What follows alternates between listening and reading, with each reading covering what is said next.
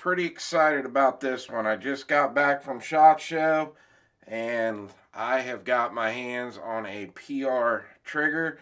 This is the Model G. And what this is a drop-in pull release trigger for the Glock. So let me show you what you get in the box. So you've got your drop-in trigger right here. It's all completely assembled. You also get a back plate to put on, and this is to let you know that it does have a pull release trigger in it. And you also get a safety plunger that you have to install. And down here in the bottom, it looks like we have a spring for our plunger.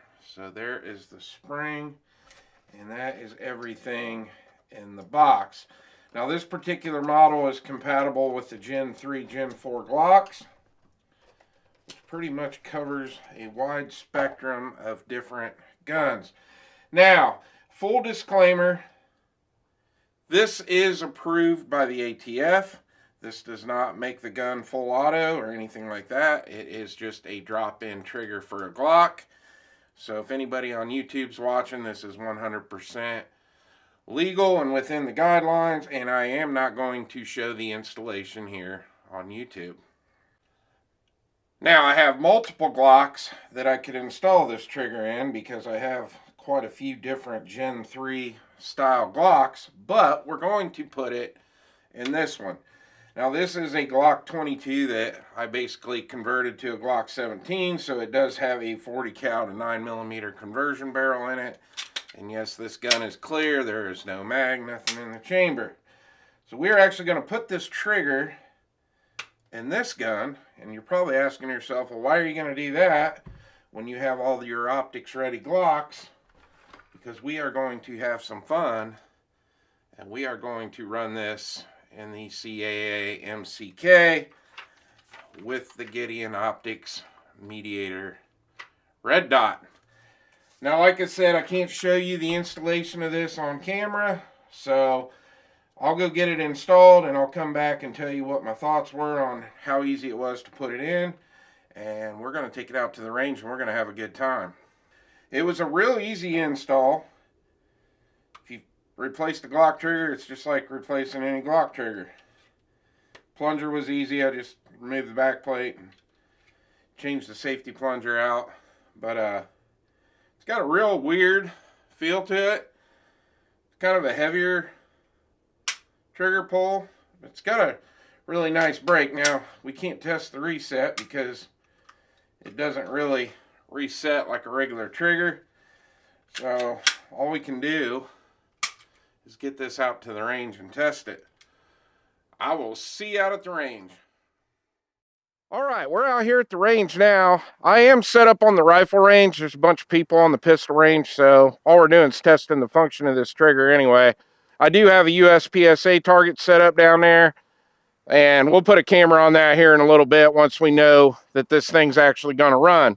So what I want to show you here, this gun is clear, no mag, nothing in the chamber. And like I said in the studio, this trigger feels pretty weird, so there's really no take up. You just pull it and it breaks. And then when you release it, you'll hear it fire again.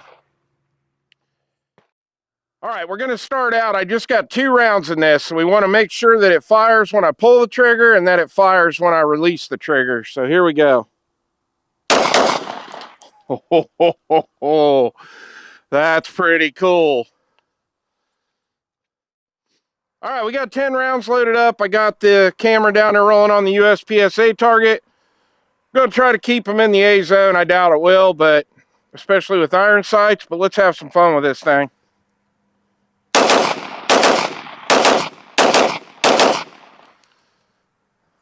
Yeah, definitely didn't keep them in the A zone, but boy, that's a lot of fun.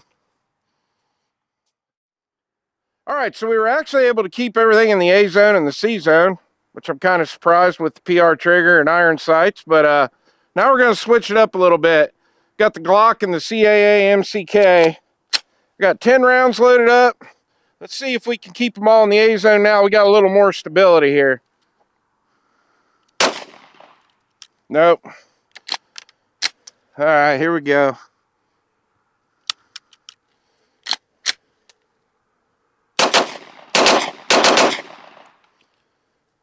All right. So it's not running too good in the MCK. All right, I got 10 more rounds loaded up. We're going to try this again. I didn't paste up the target. We had 2 Charlies and the rest were Alphas. Let's see if it runs a little better this time.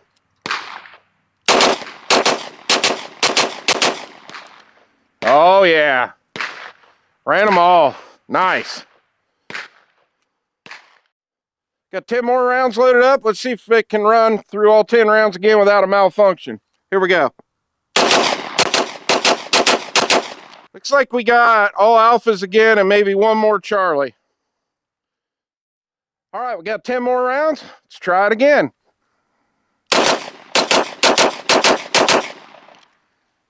Ran them all. This is too much fun, guys. I'm telling you what, this is super cool. All right, I took the Glock out of the MCK kit, got 10 rounds loaded up. Let's try this again.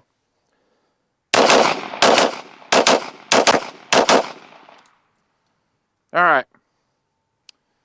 Definitely need work with just the pistol. All right, my final thoughts on the PR trigger for the Glock Gen 3. And yes, this gun is clear, no mag, nothing in the chamber.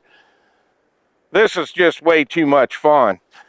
Now, does it really have any kind of practical use? Not really. But if you've got a Glock frame sitting around and you want to throw one of these triggers in it, bring you and your friends to the range and just rip a bunch of ammo downrange and have a lot of fun, it's pretty hard to beat. Now, as far as reliability goes, it ran perfect in this Glock 22 that I basically converted over to a 17. Didn't have any issues with it, just running it with the pistol. Now, when we put it in the MCK kit there at the beginning, we had some hiccups and then it started to run fine. So I can't tell you that putting it in the MCK kit that it's going to run perfect. You got to understand with the way the MCK kit works, you've got your serrations here in the back of the slide, and that locks in to the charging handle. So you're putting extra mass and friction on your slide working back and forth. Now, if I had some plus P ammo out here, would it have run 100% perfect in the MCK? Probably. But if you're going to run it in the MCK kit, you might have to run just a little bit hotter ammo, or you may not have any issues at all. Like you've seen in this video, we had a little bit of issue right there at the beginning, and then after that, it ran fine. But as far as running it in a stock Glock frame, it runs flawless. Now, as far as compatibility goes, this obviously is a stock Glock frame, so we're not having any issues. I do believe it runs pretty well in the dagger frames from PSA. I think there may be some issues with it running 100% in the SCT frames. Basically, you're going to have to just get one and test it out. But as far as this video goes, we do know that it runs 100% in a stock Glock frame. Well, I want to thank PR Triggers for sending this out to the channel. Go check them out. Check out JSD Supply. Check out Gideon Optics. All three of those are great companies. And pick yourself up a PR trigger. You're going to have a lot of fun. Well, I hope you enjoyed the video. Please like and subscribe, and I'll see you on the next one.